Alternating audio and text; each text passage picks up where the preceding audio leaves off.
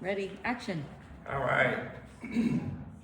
So hey everybody, this is Peyton, and yesterday we went through a lot of the common standing postures, and today we have Beth here with us, and she's going to be helping us with some of the seated postures.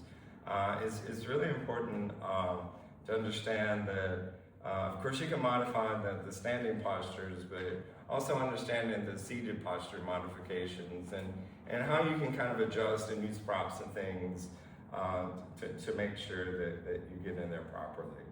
And if somebody doesn't mind, just throw a blanket at me when you get a chance.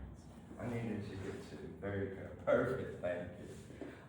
So what Beth and I were just talking about is, a lot of times when you come into the first seated posture, in most yoga classes, particularly Ashtanga-based ones, your first seated posture is going to be Dandasana. So my cue usually is press your palms down.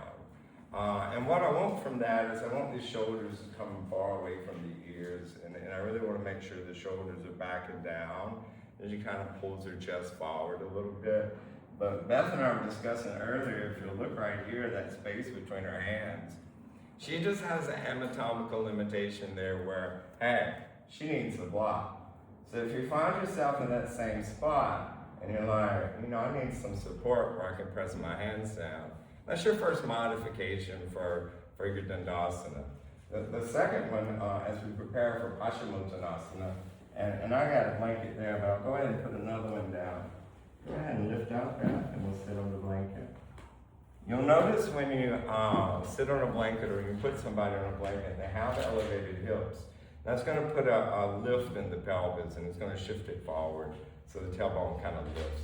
And when you do that, it makes forward folds a whole lot easier. So, if you have somebody that's really challenged with forward folds, it's usually their hamstrings or their low back. And the modifications, just sit on a blanket, and then of course bend your knees, but we'll get there. So anyhow, with the Dandasana, you'll notice the toes are going to be a little flexed, the heels are on the ground, the quads are engaged a little bit, shoulders are back and down, and this is the moment where we engage what we call all three bandhas. So Mula Bandha, Uddiyana Bandha, and then tuck in the jaw slightly for Jalandhara Bandha, and now we have all three bandhas locked. I think pretty much that's it for Dandasana. Our next posture is going to be Paschimottanasana.